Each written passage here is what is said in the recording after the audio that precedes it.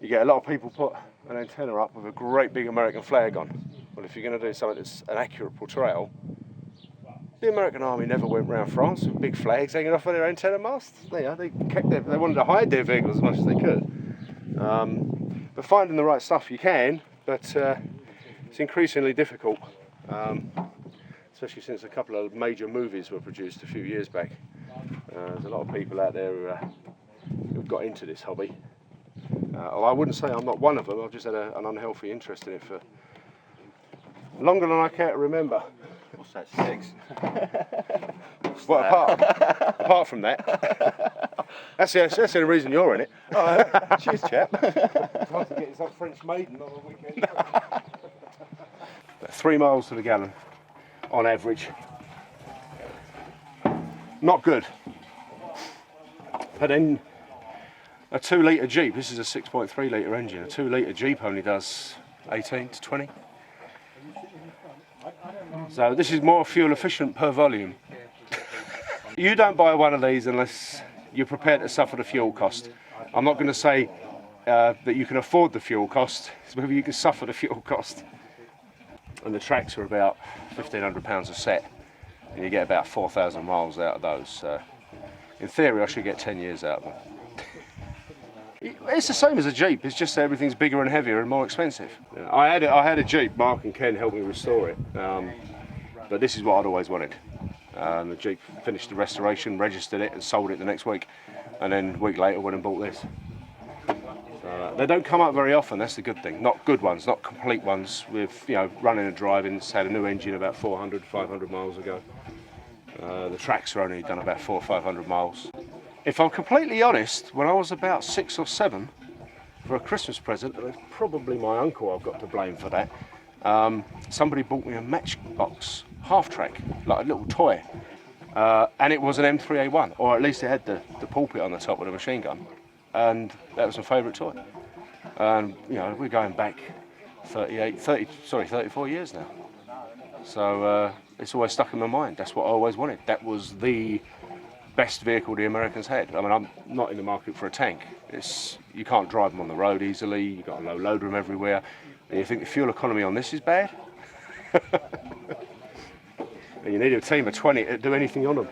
How many rounds was held in here? That one, only 105. I was going to say, how long did it take to shoot that lot off?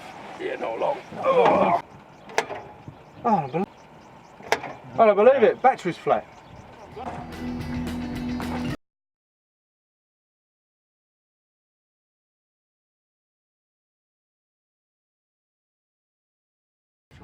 She'll be fine after that. Just go for, disconnect one of your batteries. Yeah. And then just...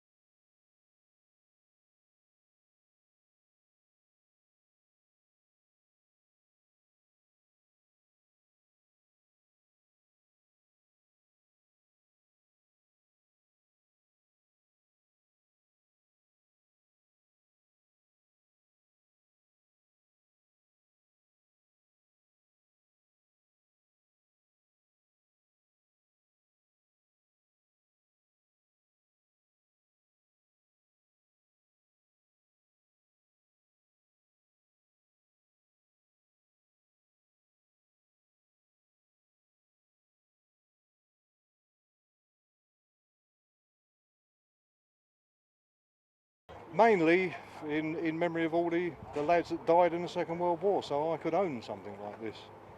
I have a great interest in military history anyway, but mainly World War II.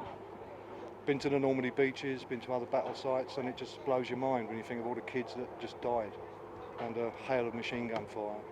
And the veterans now 65 and upwards, and there won't be many left soon, so it's down to people and enthusiasts like us.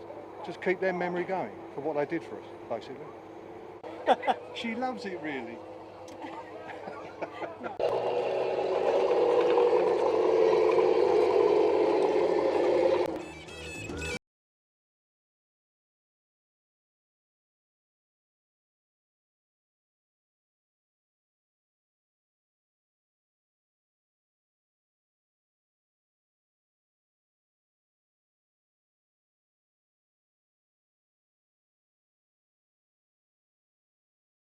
I used to own the real one. All older boys. Look at the average age, we're probably a bit older. This is the price of it. It's a day out. I'm 18. Right, Andy, I like I'm your 18. day. So that's what it is, yeah. It's just a day out with a bit of fun with tanks, isn't it, really? Why not?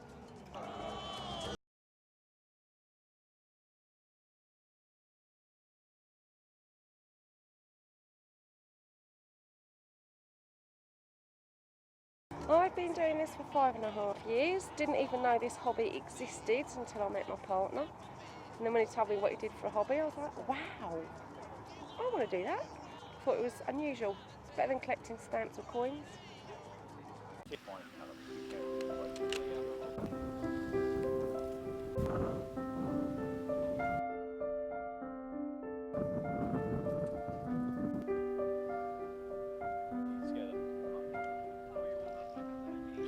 Living history is more, we're historians, and we actually go from the underwear upwards, and we try and portray the British infantry soldier as accurately as possible.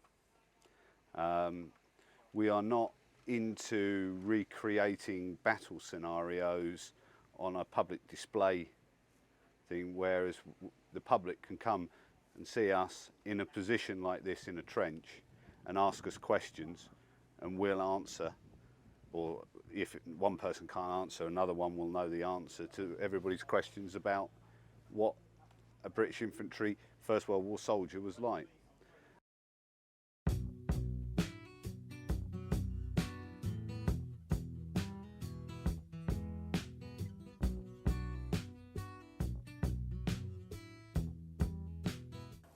We're the UK Air Cav, and we depict the 7th Cavalry during the Vietnam War. And I don't know, is it a strange thing to do at a weekend? I mean, there must be worse things to do. People jump out of airplanes, and I mean, the hope is that the guys will come and see us, the kids will come and see us, and hopefully they'll go home and pick a book up and read and learn about it. That's the hope.